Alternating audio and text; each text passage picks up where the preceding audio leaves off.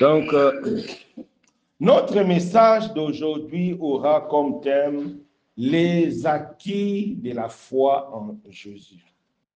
Les acquis de la foi en Jésus.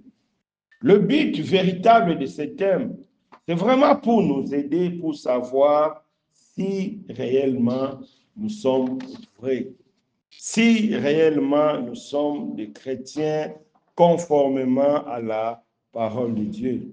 Comme nous savons tous aujourd'hui autour de nous, la plupart des personnes se disent chrétiens, se disent être chrétiens, mais en réalité, ils ne le sont pas. Au contraire, ils sont plus membres des assemblées, membres des églises, mais ils ne sont pas membres du corps du Christ.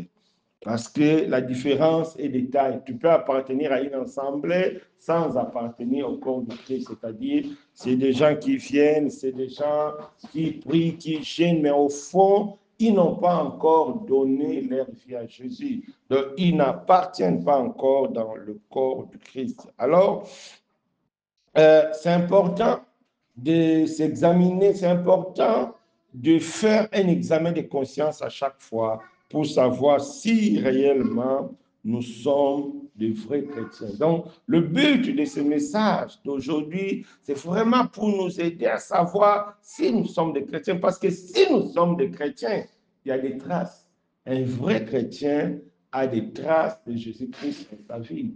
Un vrai chrétien a des traces de la parole de Dieu dans sa vie. Tu ne peux pas dire que je suis chrétien, mais on ne trouve pas des traces dans ta vie. Là, ce n'est pas vraiment vrai parce que, comme je dis, on peut être membre d'une assemblée, responsable d'une assemblée. On peut même avoir des visions, des vraies visions qui viennent de Dieu, mais on n'est pas des chrétiens. La Bible nous parle de l'exemple de Corneille. Corneille a eu une vraie vision de Dieu, mais à l'époque, il n'était pas chrétien. On se rappelle encore de ce passage-là du Seigneur dans Matthieu 22, 7, 22. Le Seigneur nous dit, beaucoup diront que le Seigneur, c'est à ton nom, on a fait des prophéties, tout ça. Oui, ils ont fait des prophéties, ils ont donné des prophéties, ils ont fait des miracles, mais à la fin de leur vie,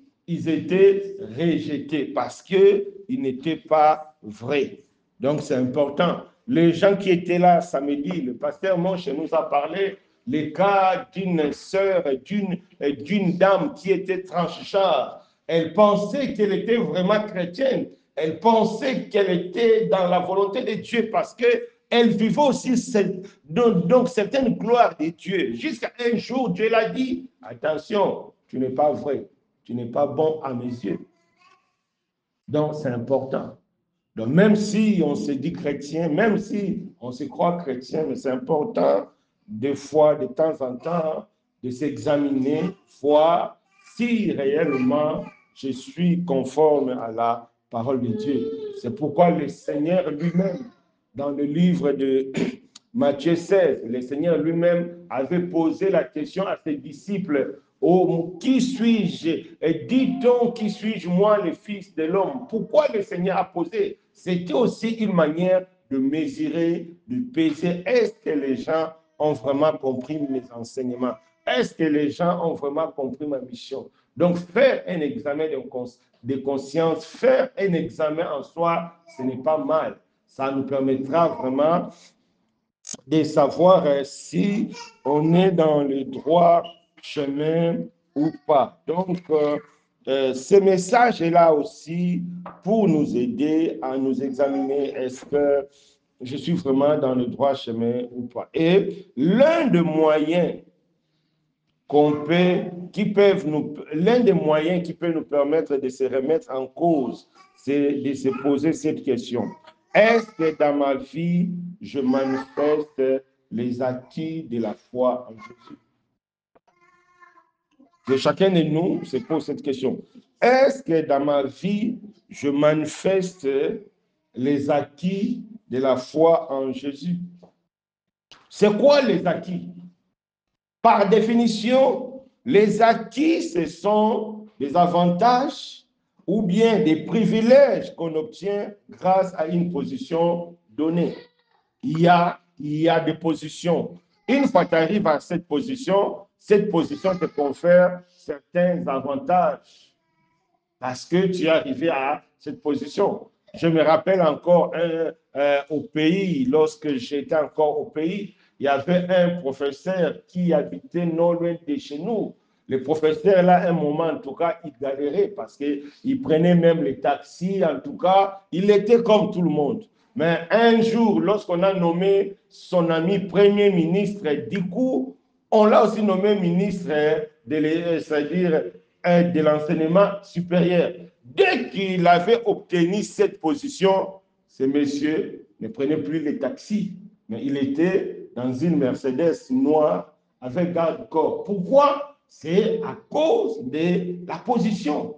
La position du ministre de l'enseignement supérieur lui ont conféré certains avantages, certains privilèges qui étaient visibles parce qu'il y a vraiment des avantages qui impactent, il y a vraiment des avantages qui changent. Aujourd'hui, tel que tu es là, si on te nomme ministre, hein, vouloir ou pas, il y a des choses qui vont changer. Même autour de toi, tout le monde saura que tu n'es plus la même personne. Le vieux qui s'est baladé dans les quartiers, mais après sa nomination, il n'était plus accessible. Tu ne pouvais plus aller jouer avec lui. Pourquoi? Parce que la position de ministre lui confère certains avantages. Et cela est pareil dans la foi chrétienne.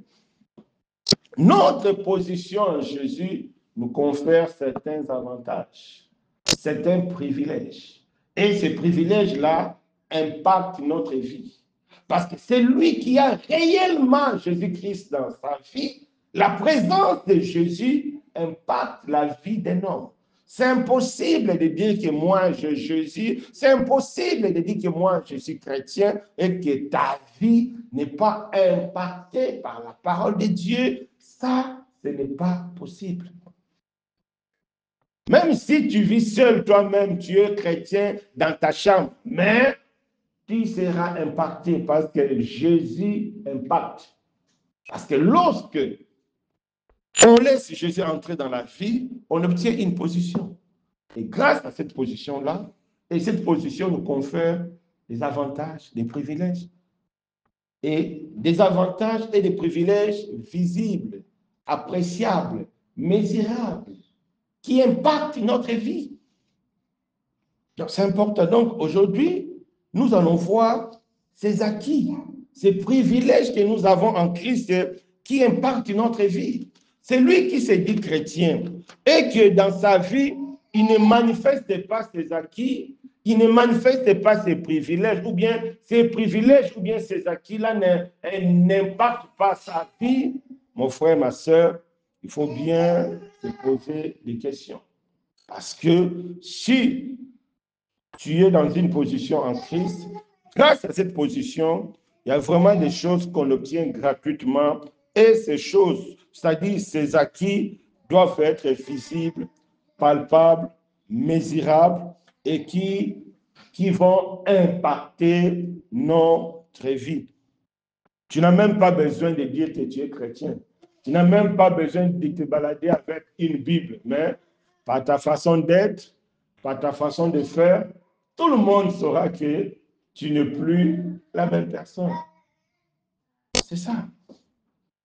Le vieux là, qui est dans le vieux de notre quartier, quelle que soit sa volonté, mais sa position de ministre, c'est visible. Donc, un garde-corps ne peut pas le laisser parce que c'est son travail d'être derrière lui.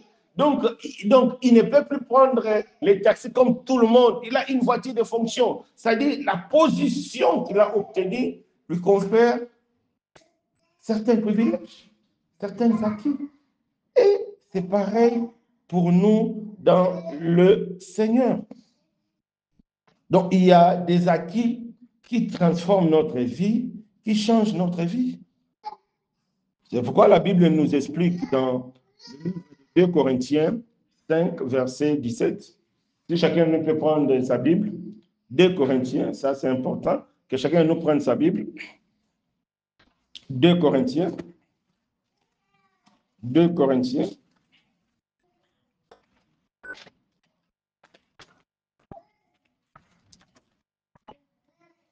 2 Corinthiens 5, verset 17.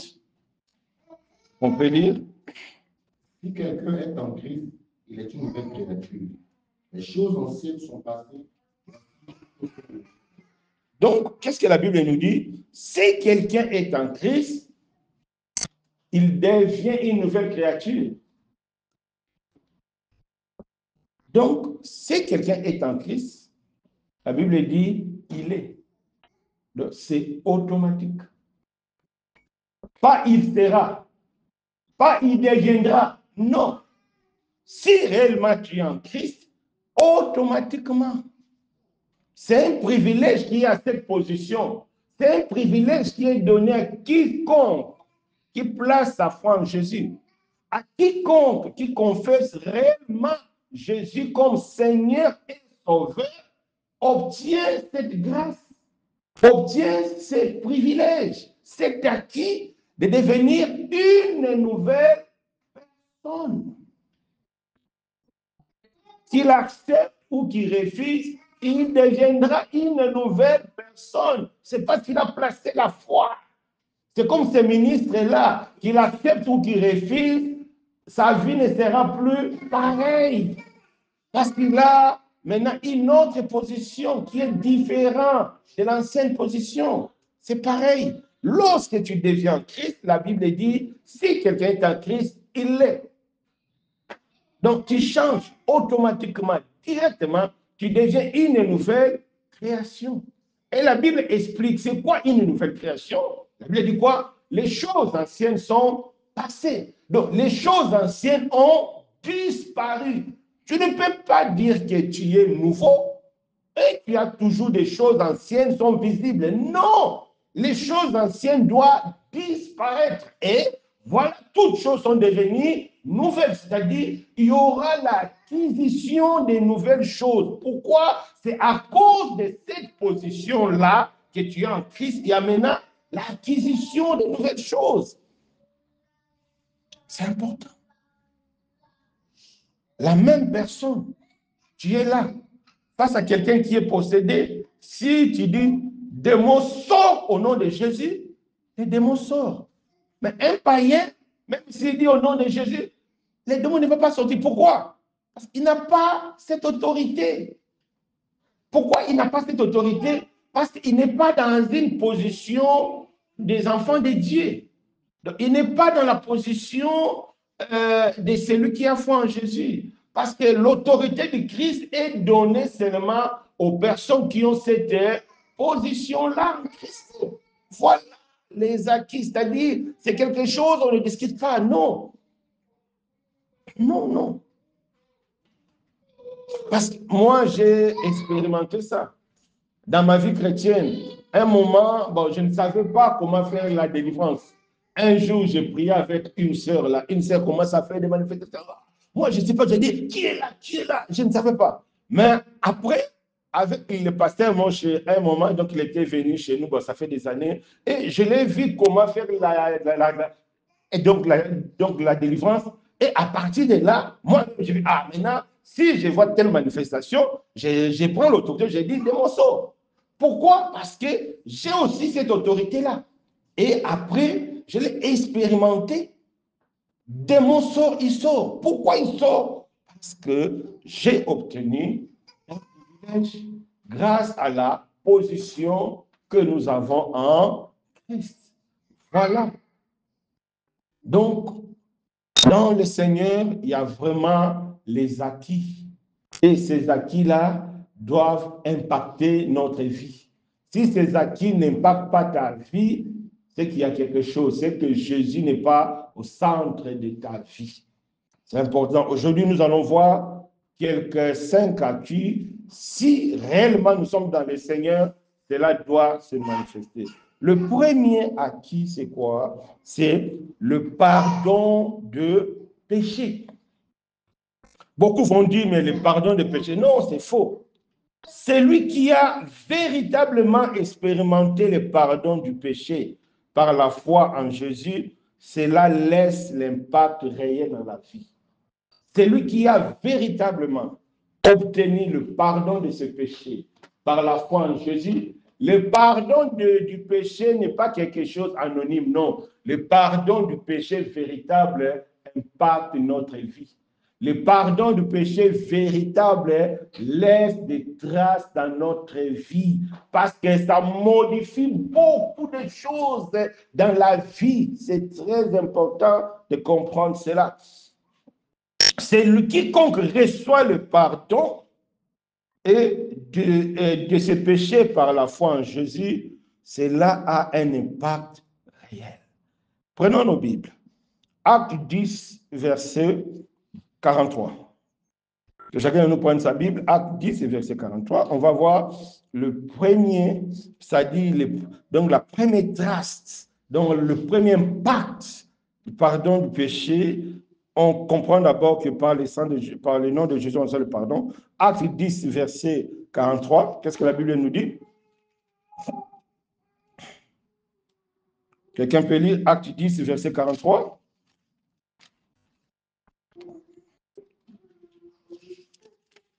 Acte 10.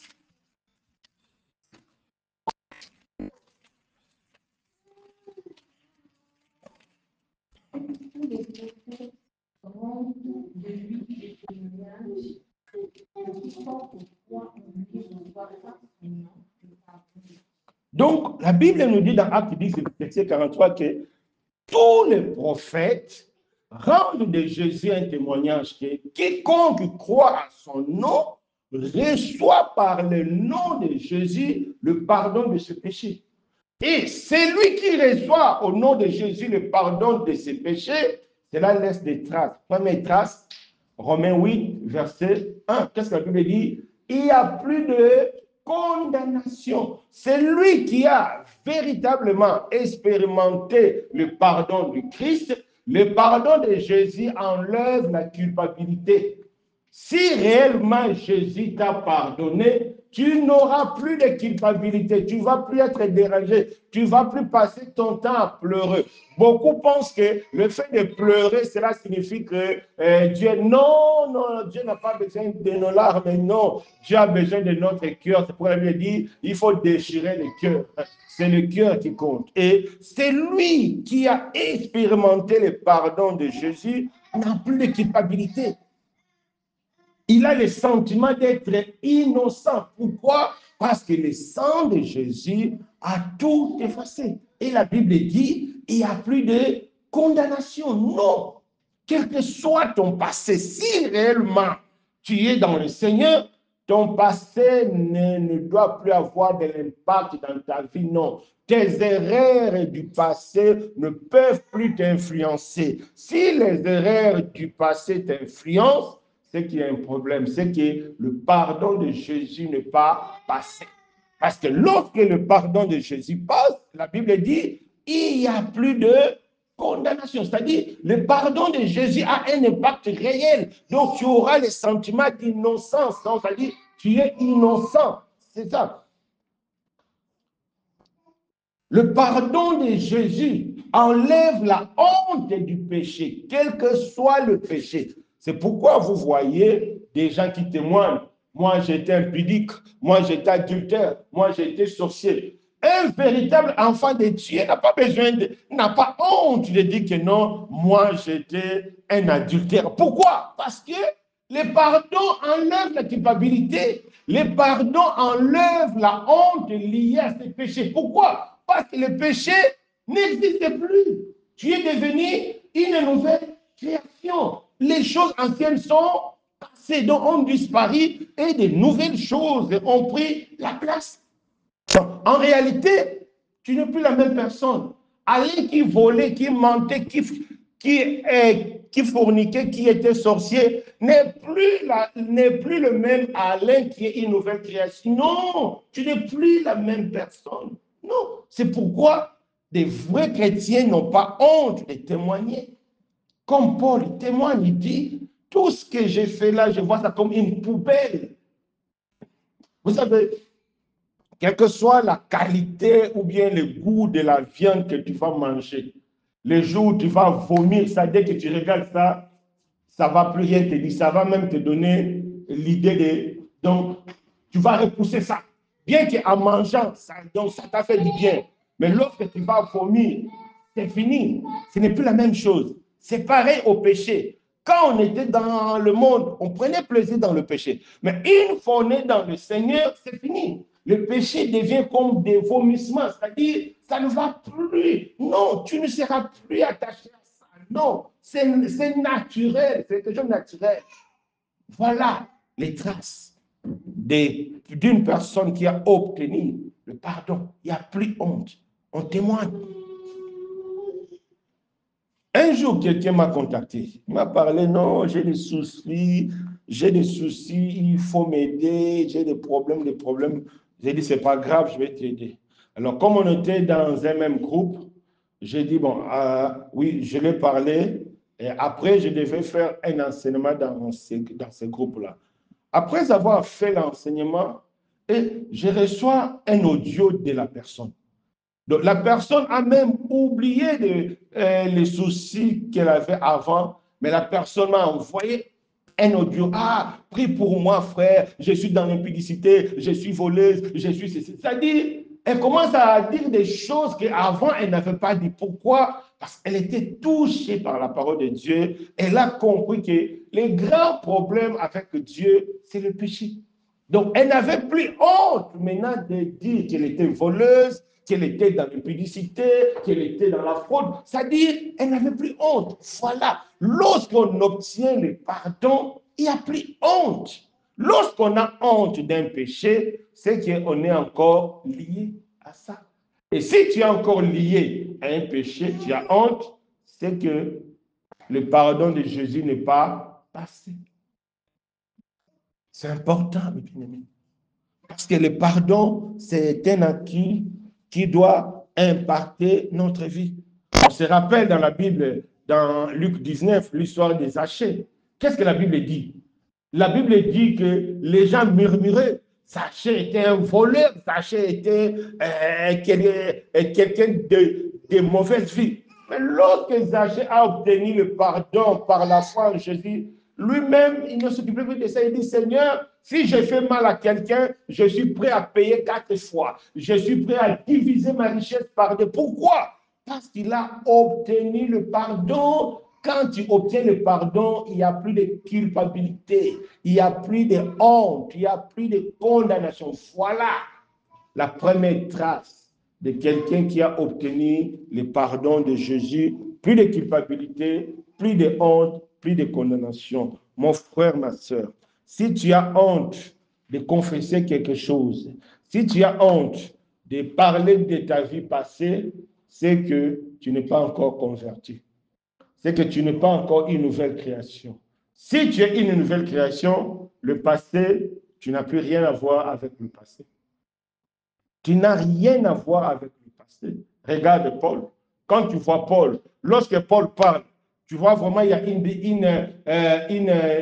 nouvelle personne. Il dit, avant, moi-même j'ai commandé, moi-même je combattais cette religion. Mais aujourd'hui, j'ai compris que c'est la vérité. Je suis dedans. Je suis même prêt à mourir parce qu'il n'est plus la même personne. C'est important. La deuxième trace, c'est la paix de Dieu. Si réellement tu as obtenu le pardon de Dieu par la foi en Jésus, la Bible dit, Romains 1, Romains 5, verset 1, nous sommes justifiés par la foi en Jésus et nous avons la paix avec Dieu. C'est lui qui a expérimenté le pardon par la foi en Jésus. Il est maintenant en paix avec Dieu. Donc, il est réconcilié avec Dieu. Il se sent enfant de Dieu. Et les choses de Dieu prennent place dans sa vie. Donc, un chrétien, on ne doit pas demander à un chrétien de prier. On ne doit même pas demander à un chrétien d'aller au culte. Non, ça sont des choses, ça doit être automatique. C'est lié à ta nature, c'est lié à ta nature, c'est lié à ta nature. Un véritable chrétien, s'il se déplace quelque part, la première des choses, il va se renseigner où il veut prier. Moi, quand j'étais parti à Kinshasa, c'était en 2008. Avant même de partir, j'ai prié déjà pour que Dieu me montre la place où je vais prier pendant mes vacances. Parce que c'est naturel. Donc, ça dit, parce que je suis en paix avec Dieu, donc les choses de Dieu ont maintenant de la place dans ma vie. La prière, le culte, les réunions, tout ça, c'est normal. Donc, ça ne doit même pas faire l'objet d'une discussion quelconque ou bien, non, c'est normal. C'est normal. Une fois arrivé à Kinshasa, je crois que c'était un vendredi. Les dimanches, mon frère qui est là, donc il devait m'accompagner quelque part. Donc, il devait m'accompagner à la prière. Donc, c'était normal. Donc je ne vais même pas chercher, non, je suis venu en vacances. Non, non, non. Parce que j'ai fait la paix avec Dieu. La troisième trace, lorsque tu es pardonné, tu as l'assurance. L'assurance d'être un enfant de Dieu. L'assurance que maintenant, j'ai une identité en Christ. Ce sont des choses qui changent notre vie. Le pardon change notre vie. On a vu la femme samaritaine, elle qui vivait en concubinage. Lorsqu'elle a été transformée, elle a tout laissé. Elle est partie évangéliser. Son passé n'avait plus d'impact. Voilà les acquis du pardon de nos péchés par la foi en Jésus. Si réellement tu as placé ta foi en Jésus, comme la Bible dit, à son nom, vous recevez le pardon de vos péchés. Si réellement vous avez reçu le pardon du péché, ça va être normal. Et la quatrième trace, lorsque tu obtiens le pardon, tu deviens un affligé. On peut prendre nos Bibles. Matthieu 5, verset 4. Un affligé. Ça signifie quoi un affligé? On peut lire ça? Prenons nos Bibles, Matthieu 4 et Matthieu 5, verset 4. Matthieu 5, verset 4. Un affligé. Donc, la Bible dit quoi? Errez les affligés car ils seront consolés. Donc, un affligé, c'est des personnes c'est des personnes qui ont conscience du danger du péché et des conséquences du péché. C'est des personnes qui sont dérangées de voir les autres dans le péché. C'est des personnes qui sont dérangées même si eux-mêmes ils veulent retourner dans le péché. Donc, ils sont dérangés. Pourquoi? Parce que leur cœur est transformé. C'est pourquoi la Bible dit, ils seront consolés. Parce que un affligé, il est celui qui fuit le péché. Vous savez, dans ce monde-là, surtout à un certain niveau, lorsque tu fuis le péché, cela peut te ramener beaucoup de soucis. Il y a certains camarades, même dans certaines familles, même, on peut même te mettre dehors. Dans certains postes de responsabilité, on peut même te chasser. On dit que non, ici, nous, on ne fonctionne pas comme ça. Chez nous, on doit mentir, on doit tricher, on va faire ceci. Mais un affligé, il va dire non. C'est pourquoi la Bible dit, ils seront consolés, mon frère, ma soeur. Ne suivent pas les autres. Peut-être maintenant, tu peux te croire que non, les autres, ce sont des jeunes, ils jouissent de leur séjour à fête, ils sont dans des boîtes de nuit, dans des maquis, dans des bars, dans des tout ça. Non, il ne faut pas les suivre. Un jour, toi, tu seras consolé. Un affligé, c'est vraiment celui qui connaît les dangers du péché, les conséquences. Des fois, je suis étonné de voir des frères et sœurs, surtout au début de l'année scolaire. Je vois lorsque le nouveau arrive, mais moi je vois mal un frère, une sœur. Comment tu peux demander à un nouveau? Est-ce que tu as laissé un copain? Est-ce que tu as laissé une copine là-bas? C'est-à-dire, non, il y a des choses qu'un chrétien ne peut pas encourager. Tu ne peux pas encourager tes frères, tes sœurs dans la vie de concubinage, non. Ah, bon, ici tu es venu, comme tu as laissé là-bas, ici aussi, il faut chercher à voir. Non, un chrétien ne peut pas conseiller quelqu'un parce que tu es un affligé. C'est lui qui connaît la conséquence. C'est lui qui connaît la conséquence, les dangers de vivre dans le péché. Que personne ne vous trompe. La Bible nous dit un enfant de Dieu ne demeure pas dans le péché, ne pratique pas le péché. Alors, quelqu'un qui est affligé ne peut pas conseiller son frère ou sa soeur de demeurer dans le péché. Non. Lorsqu'un frère ou bien une soeur te conseille de demeurer dans le péché, te conseille une vie de péché, c'est que le frère là ou la sœur là a un problème dans sa relation avec Dieu parce que spirituellement, ça ne colle pas. Un affligé, il est celui qui est dérangé par le péché. Si vous connaissez bien la Bible, l'histoire de Lot, qu'est-ce que la Bible dit? Lot était dérangé du péché de l'époque, bien qu'il n'était pas concerné, mais il était dérangé. Il était un affligé parce que autour de lui, il n'avait que des gays, des lesbiennes. Paul, l'autre était dérangé. Est-ce que toi, tu es dérangé lorsque autour de toi, tes frères, tes voisins, ta famille est dans le péché? Est-ce que tu es dérangé? Si tu n'es pas dérangé, c'est qu'il y a un problème. C'est qu'il y a un problème. Parce que la Bible dit, heureux les affligés, ils seront consolés parce que vivre dans le monde, le péché dérange. Si réellement tu es dans la vie de Dieu, le péché dérange. C'est pourquoi vous voyez de gauche à droite des prières, prions pour que l'humanité soit sauvée, parce que nous connaissons la conséquence de celui qui n'a pas Jésus, c'est l'enfer. Et l'enfer, ce n'est pas quelque chose que tu peux même souhaiter à ton ennemi. Non, l'enfer, c'est terrible. C'est la séparation éternelle. C'est l'effet éternel. C'est important, mes bien-aimés, de prendre vraiment conscience. Si réellement vous avez expérimenté le pardon de Dieu par la foi en Jésus, ce sont des choses qui devaient être normales dans votre vie parce que c'est par la position en Jésus-Christ qu'on peut obtenir toutes ces traces-là. Que Dieu nous fasse grâce. Amen. Deuxième acquis que nous avons par la foi en Jésus, c'est la réception du cœur de chair. Prenons nos Bibles, le cœur de chair. Prenons nos Bibles, Ézéchiel 11, verset 19. Ézéchiel, c'est dans le Nouveau Testament.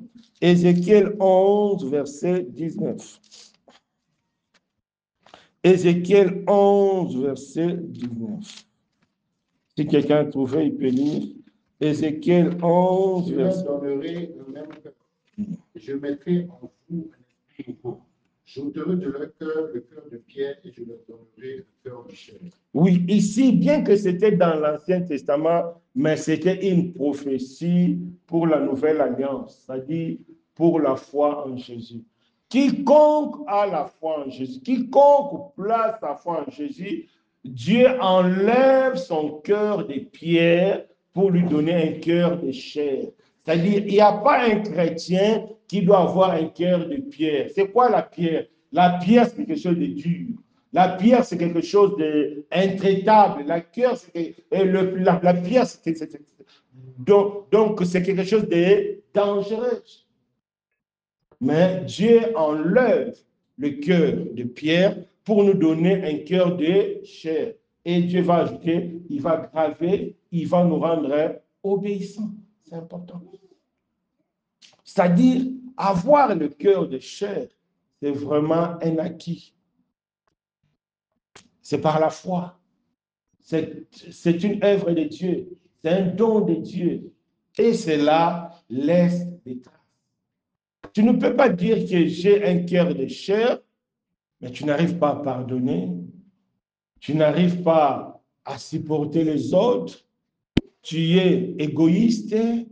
Tu es jaloux. Non. Il y a des choses qu'on ne peut pas.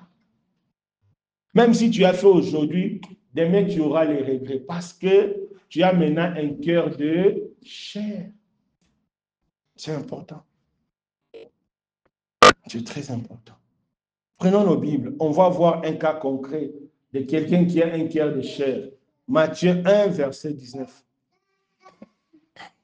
Parce que la Bible, c'est-à-dire, la Bible nous montre que lorsque tu as les acquis, ça doit impacter ta vie. On va voir un cas concret dans Matthieu 1, verset 19, le cas de Joseph. Qu'est-ce que la Bible nous dit? Joseph, son époux qui était un homme de bien et qui ne voulait pas la diffamer, se proposa de rompre secrètement avec elle. Oui, nous connaissons tous l'histoire. Joseph était fiancé à Marie. Pour Joseph et Marie, les deux étaient conscients qu'ils n'ont pas été partis loin dans leurs relations. Donc, pour Joseph, c'était inconcevable que Marie tombe enceinte. Donc, humainement parlant, c'est que Marie a trompé. C'est normal. Donc, c'est-à-dire, il n'y a pas d'autre réflexion. Oui, humainement parlant, Joseph avait raison. Or, à l'époque de Joseph, la loi de Moïse disait quoi? Des filles comme Marie, on devait l'amener dans les places publiques et la lapider. Mais la Bible dit, Joseph était un homme de bien. Joseph avait un bon cœur, bien qu'il avait raison, bien qu'il pouvait des droits, il avait cette raison-là de ramener Marie devant les pharisiens pour que Marie soit lapidée en application de la loi de Moïse. Mais parce que Joseph était un homme de bien, elle n'a pas voulu diffamer Marie. Donc, elle n'a pas voulu rendre le mal par le mal. Voilà quelqu'un qui a un cœur de bien. Voilà quelqu'un qui a un cœur de chair. Tu ne peux pas dire que toi, tu as un cœur de chair, toi, tu es chrétien, tu as du mal à pardonner. Des fois, si nous avons raison, nous voulons que tout le monde sache que j'ai raison. Ah, c'est la faute. Tu cries, tu veux que tout le monde... Non, ça, c'est une mauvaise attitude.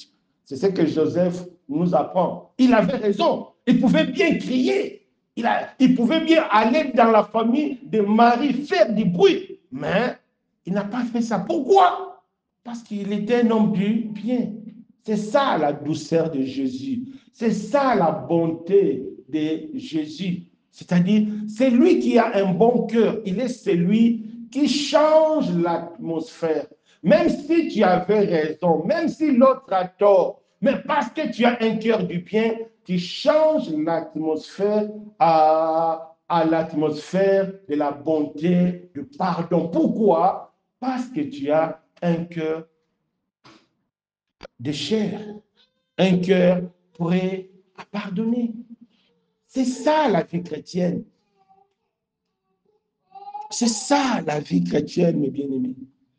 Voilà les acquis que nous avons en Jésus-Christ. Dieu nous donne un cœur de chair. Et ce cœur doit impacter notre vie. Quelqu'un te doit de l'argent.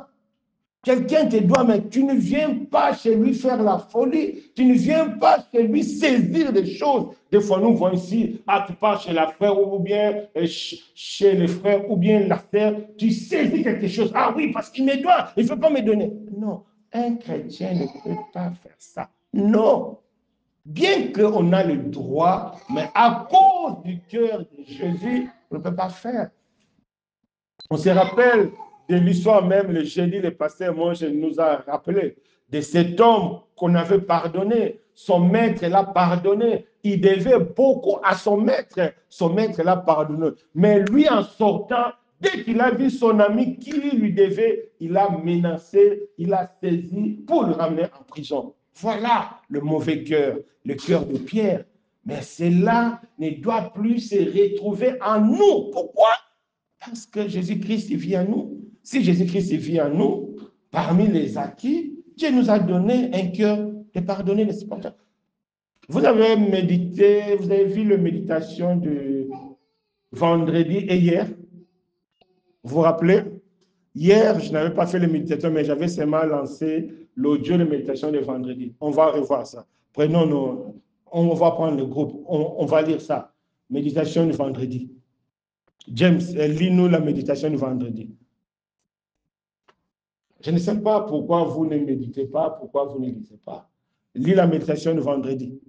C'était quoi? Supporter comme le maître. Oui, lis. C'est pas long, oui. Oui. Hébreux 12, verset 3. Considérez en effet celui qui a apporté, qui a supporté contre sa personne une telle opposition de la part des pécheurs, afin que vous ne vous laissiez point l'âme découragée. Aujourd'hui, c'est avec beaucoup de regrets que l'on constate de gauche à droite des divorces entre chrétiens. Un frère porte plainte contre un autre. Les chrétiens s'insultent, deviennent des ennemis. La jalousie règne.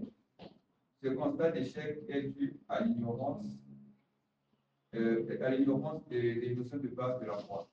Un chrétien est celui qui suit le maître Jésus en toutes choses. As-tu des personnes que tu considères comme ennemies, méchantes, traîtres, jalouses? Comme lui, tu es appelé à supporter et pardonner. C'est là une preuve réelle de foi en Jésus. Bon, il y a méditation. Oui, on s'arrête là. Je ne sais pas si vous avez compris. Donc, c'est dans le passage qu'on a étudié cette semaine. C'était Hébreux chapitre 12. Donc, dans ce chapitre 12, on nous montre que Jésus a supporté et il nous appelle aussi à supporter les autres. C'est ça qui était notre méditation de vendredi et de samedi. Nous devons apprendre à supporter. La fois passée, j'étais dans un groupe de prière. Un frère disait que non, dans son pays, il y a trop de divorces de chrétiens. Mais vous savez, il y a des choses qui doivent nous faire pleurer. La Bible nous dit nous sommes des ministres de la réconciliation. Un chrétien, il est ministre de la réconciliation. Sa femme chrétienne est ministre de la réconciliation. Mais comment les deux ministres de la réconciliation, les deux n'arrivent pas à se réconcilier? Comment vous allez réconcilier les autres avec Dieu? C'est un peu triste. Entre chrétiens, il y a divorce. Entre chrétiens, il y a les insultes. Entre chrétiens, il y a la jalousie. Vous savez, mes bien-aimés, le Seigneur a dit quelque chose des fois, nous ne voyons pas l'ampleur. Qu'est-ce que le Seigneur a dit? Lorsqu'il reviendra, est-ce qu'il va trouver la foi? Regardez autour de nous. Aujourd'hui, il y a une multiplication des nombres des assemblées. Le Seigneur, connaissant toutes choses, il savait que vers la fin, il y aura une multiplication. Quand moi je suis venu à Fès, il y avait, je crois, une seule église, donc en dehors de l'église catholique. Aujourd'hui, je ne sais pas s'il y a même combien des églises. En Argis, même, il paraît, il y a 4 assemblées ici en Argis. Et à Montfleury, à Classe, il y en a 6 et 2. Il y en a plein des églises. Mais le Seigneur se demande, lorsqu'il viendra, est-ce qu'il va trouver la foi? Pourquoi? Parce que, bien sûr, il y a multiplication des assemblées, mais il y a diminution des vrais chrétiens. Il y a rare des vrais chrétiens. Des chrétiens qui ont un cœur de chair, des chrétiens qui pardonnent. Regarde ce qui se dit autour de nous. Divorce entre chrétiens, les empoisonnements entre chrétiens, un pasteur qui engrosse 5 sœurs, un frère qui a 3 fiancés dans une assemblée. Cela montre qu'il y a un problème de foi. C'est pourquoi le Seigneur s'est demandé, est-ce que lorsqu'il viendra, il va trouver la foi? Parce que tout tourne autour de la foi. Si réellement tu as une véritable foi en Jésus, Dieu te donnera un cœur de chair. Est-ce que celui vraiment qui a un cœur de chair, il y a des choses, il est vraiment limité à les faire? Pourquoi? C'est à cause de ces cœurs-là de chair. Vous voyez, il y a beaucoup de personnes qui se disent chrétiens, mais au fond, ils ne sont pas. Par leur façon de vivre, toi-même, tu vas te demander, mais qu'est-ce qui ne va pas? Comment, toi, dans une assemblée, tu peux empoisonner ton frère ou bien ta sœur? Mais il y a vraiment quelque chose. Vous savez, il y a des actes pour le faire. Il faut vraiment dépasser, il faut être dépassé, prendre le poison, mettre dans la nourriture de quelqu'un. La personne va mourir. Mais là, il faut être dépassé. Il faut vraiment être conduit par les démons. Il y a des choses, même un païen, pour empoisonner quelqu'un, il va réfléchir. Mais toi, chrétien, toi, la personne, tu te dis chrétien. C'est pourquoi le Seigneur s'est dit, est-ce que lorsque je vais revenir, je vais trouver la foi? Beaucoup de personnes qui fréquentent les assemblées en réalité, ils ne sont pas des chrétiens. C'est pourquoi Dieu nous enseigne aujourd'hui. C'est aussi une occasion pour nous de nous examiner. Est-ce que nous sommes vraiment dans la vraie foi? Est-ce que j'ai un cœur de chair? Tu ne peux pas dire que tu es chrétien, tu es jaloux. Tu ne peux pas dire que tu es chrétien, tu ne pardonnes pas. Tu ne peux pas dire que tu es chrétien, tu es égoïste. Tu ne peux pas dire que tu es chrétien, tu es méchant. Non, ça c'est en contradiction avec le cœur de chair. Que Dieu nous fasse grâce. Que ces choses-là ne se retrouvent plus en nous. Si ça se retrouve en nous, c'est qu'il y a un problème dans notre relation avec Dieu. Il n'y a pas autre chose. N'allez pas chercher les sorciers. Non, il n'y a pas sorcier dedans. C'est ton cœur qui n'est pas bon, donc tu n'as pas encore placé ta foi en Jésus. Que Dieu nous fasse grâce. Donc, à partir d'aujourd'hui, si tu es chrétien, demande à Dieu que le cœur de chair se manifeste comme Joseph. Comme Joseph. Joseph n'est pas parti par 4 chemins. Imaginez la déception de Joseph. Lui qui s'est préservé. Du coup, tu apprends que ta femme est enceinte. Mais qu'est-ce que tu ne vas pas imaginer dans la tête? Mais malgré cela, il a pris la résolution de ne pas faire du mal à Marie. Voilà le cœur d'un chrétien. Voilà. Et toi, on t'a volé seulement 100 dirhams. Qui ne connaît pas ça? Un frère a cassé seulement une assiette ou bien quelque chose chez toi. Qui ne connaît pas ça? Nous devons faire très attention. Nous devons faire très attention. Que Dieu nous fasse grâce à manifester ces cœurs de chair. Amen. Le troisième acquis que nous avons en Christ, c'est la vie de sanctification. Vous savez, la sanctification, ce n'est pas l'effort personnel. Non.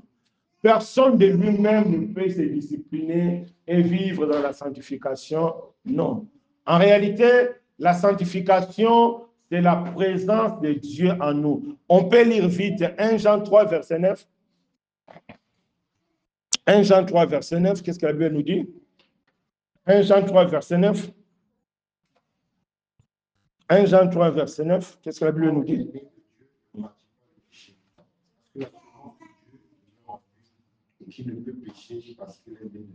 Qu'est-ce que la Bible dit? On répète encore. Quiconque, ça dit, ça s'adresse à tout le monde. Donc, quiconque, si tu entres dans cette catégorie, c'est la catégorie des enfants de Dieu. C'est la catégorie des gens qui sont nés de nouveau. Si tu entres dans cette catégorie, conséquence,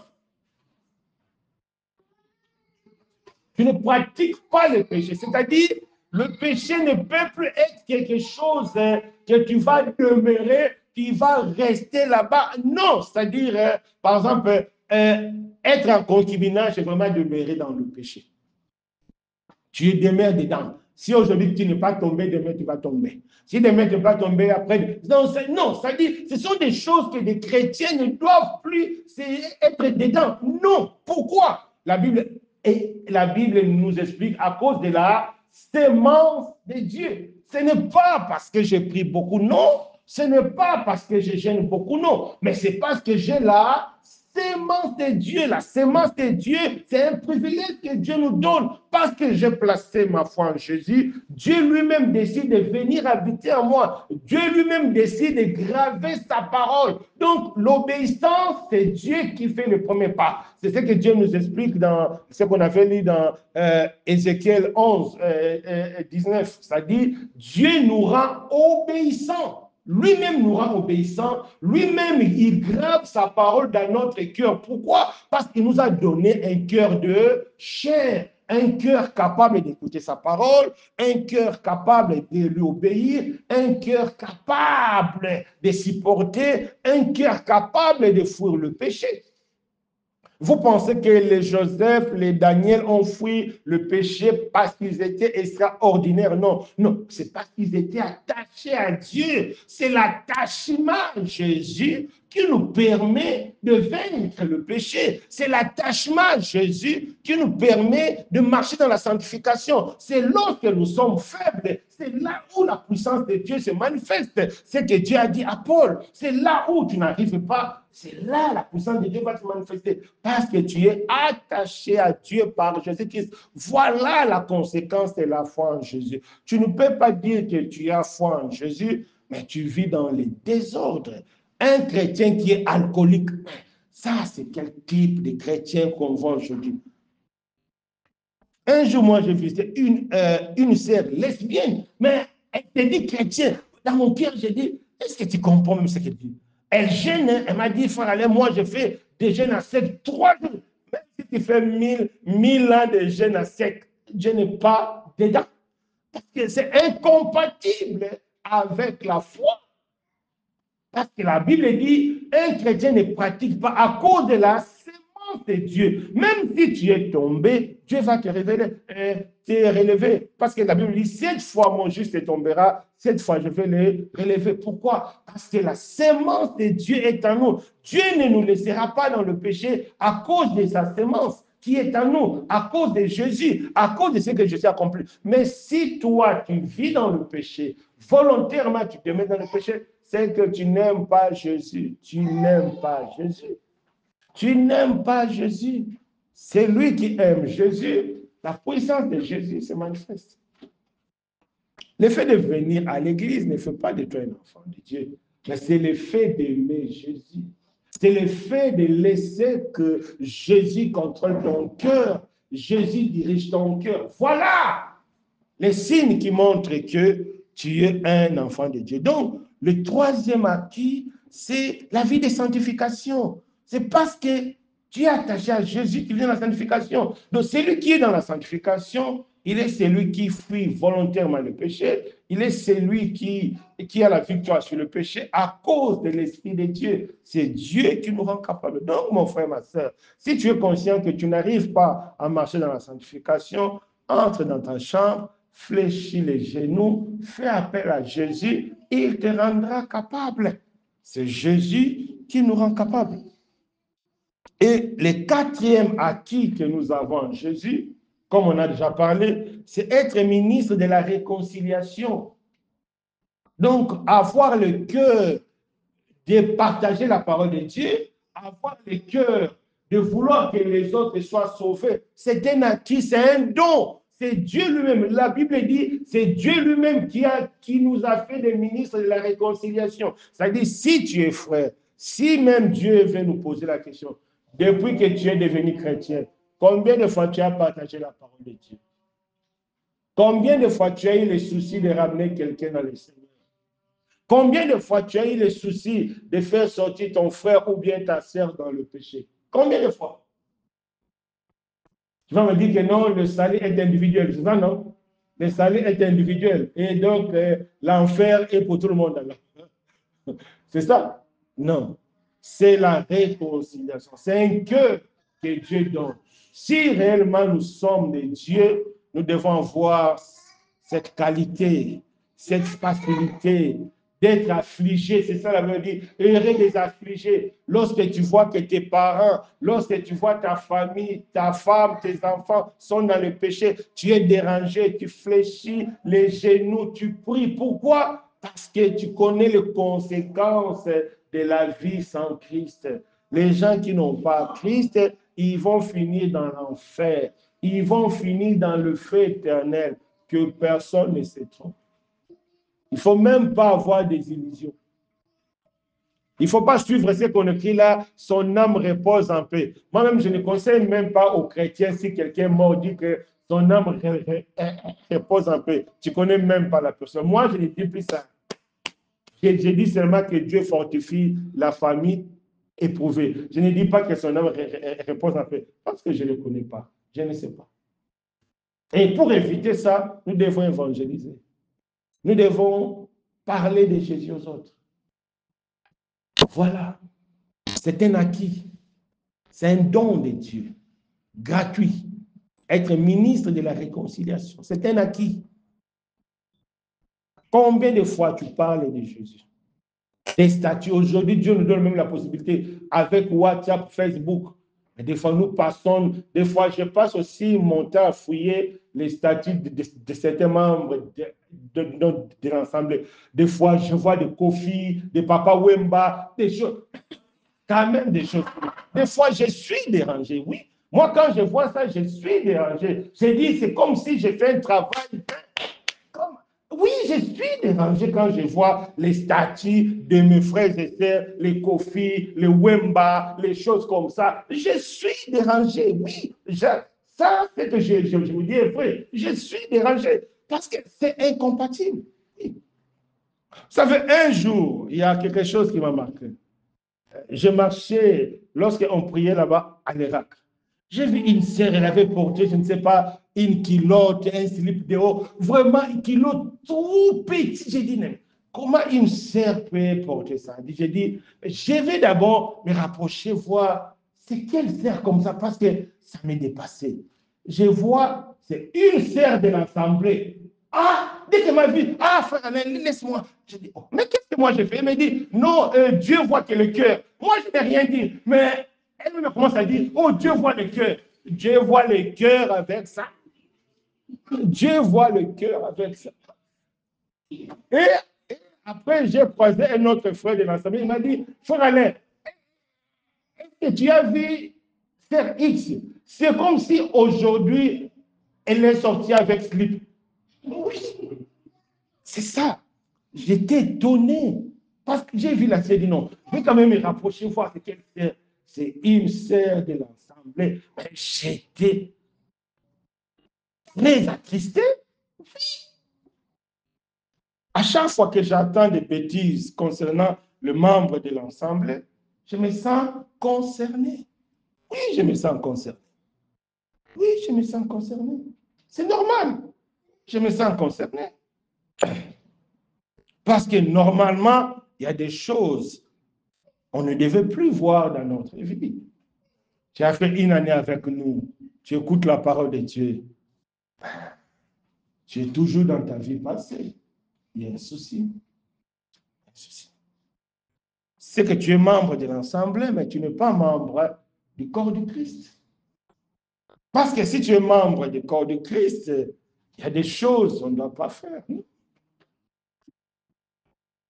Dieu merci, je pense que la sœur a compris parce qu'un jour, elle m'avait appelé pour l'aider comment enseigner. Donc, j'espère donc par la grâce de Dieu, elle a compris maintenant. Donc, c'est important. Voilà. Donc, la sanctification, c'est quelque chose de naturel. Si tu n'es pas dedans, c'est que ta relation avec Dieu aille un coup. Donc, le quatrième acquis, c'est ça, être ministre de la réconciliation, avoir les soucis. Vous habitez avec des gens qui ne prient pas. Est-ce que tu pries pour eux? Qu'est-ce que tu fais? Est-ce que tu jeûnes pour eux? Le Maroc, les Marocains qui sont autour de toi, qu'est-ce que tu fais? C'est ça, c'est ça. Le cœur des affligés, ils seront consolés. Mais comment Dieu va te consoler si tu n'es pas affligé? Dieu ne va pas te consoler. Que Dieu nous fasse grâce. Et les derniers acquis, parce qu'on a parlé déjà des 5 acquis, donc le 5e acquis, c'est la vie de la foi. Le juste vivra par la foi. La foi, c'est un don de Dieu. Les gens qui étaient là jeudi avec le pasteur Moshe, Dieu nous a vraiment enseigné. On a vu la foi, la démonstration de celle qu'on ne voit pas. La vie de foi, c'est important. Pourquoi Dieu nous a donné la foi? C'est pour nous permettre de vivre le surnaturel sur cette terre. Parce qu'il y a des choses, sans la foi, on ne peut pas. Nous serons découragés, démoralisés. Mais la foi nous permet, c'est-à-dire, même si j'ai échoué, mais je sais que c'est Dieu qui a les derniers mots. C'est comme Job, mon Rédempteur est les derniers mots. Mon Rédempteur viendra les derniers. Même si tu es échoué en classe, même si tu es célibataire, même si tu n'as rien, même si tu es malade, tu sais qu'avec Jésus, c'est possible que ma situation soit transformée ou changée. Voilà l'importance de la foi. C'est pourquoi Dieu nous donne la foi pour nous permettre de résister. C'est comme Paul, à un moment donné, lui-même, il a dit, donc, la vie, c'était impossible parce qu'il s'est trouvé dans une situation terrible. Qu'est-ce qui l'a consolé? C'était la résurrection. C'est que non, même si je meurs aujourd'hui, je serai ressuscité. Donc, la vie continue. Voilà l'importance de la foi. Mon frère, même si tu as échoué, tu n'as rien aujourd'hui, il ne faut pas te décourager. Après cette vie, il y aura une vie meilleure. Tu seras consolé. Oui, tu seras consolé. Tu seras consolé. C'est pourquoi la Bible dit, les affligés seront consolés. Oui, que Dieu nous fasse grâce. Donc, mes bien-aimés, si réellement nous sommes des enfants de Dieu, la position en Christ nous donne certains acquis. Il y en a plusieurs, mais aujourd'hui, on a vu seulement 5. Le premier acquis, c'est le pardon du péché. Le pardon du péché, comme Dieu nous a montré aujourd'hui, le pardon du péché doit avoir un impact réel dans notre vie. On n'aura plus honte du péché, de notre vie passée. On n'aura plus de culpabilité. Nous aurons le sentiment d'innocence. Nous serons en paix avec Dieu. Nous aurons l'assurance parce qu'il n'y a plus de pardon. Il n'y a plus de condamnation. Non.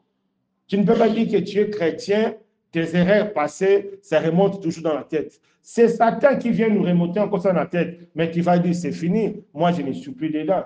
Alain passé n'est plus le même Alain aujourd'hui. Non, non, non. Ce que je faisais dans le passé, ça n'a rien à voir avec moi. C'est fini. Dieu m'a déclaré innocent à cause de Jésus. Même si tu étais sorcier, c'est fini. La sorcellerie est finie. Moi, j'ai écouté un pasteur qui témoignait qu'il était sorcier. Un jour même, il était tombé quelque part. Oui, pourquoi il n'a plus honte? Parce que Jésus l'a lavé. C'est ça. Deuxième acquis, le cœur des chair, le cœur des pardonnés, le cœur des supportés. Troisième acquis, la vie de la sanctification. Et quatrième acquis, être ministre de la réconciliation. Et le cinquième, la vie de la foi. C'est-à-dire, celui qui est en Christ doit expérimenter ces choses-là. Que chacun de nous se dispose dans la présence du Seigneur. Si tu es conscient que dans ta vie, tu ne manifestes pas ces choses, Dieu te donne aujourd'hui l'opportunité d'entrer dans ton cœur. Comme la Bible nous dit pour le Fils prodigue, entrer en lui-même, c'est-à-dire sonde ton cœur. Sois conscient devant Dieu que tu n'as pas encore laissé Jésus-Christ au cœur de ta vie. Parce que si Jésus-Christ est au cœur de ta vie, naturellement, tu vas manifester certaines choses. Parce que Jésus, dans notre vie, il vient avec sa gloire. Il vient aussi avec tous ses acquis. Parce que c'est un don de Dieu. Mon frère, ma soeur, je ne connais pas ta vie, mais je sais une seule chose. Si tu es sincère en Jésus, tu seras transformé. Si tu es sincère en Jésus, tu vas vivre ces acquis. Élevons nos voix. Alléluia. Merci.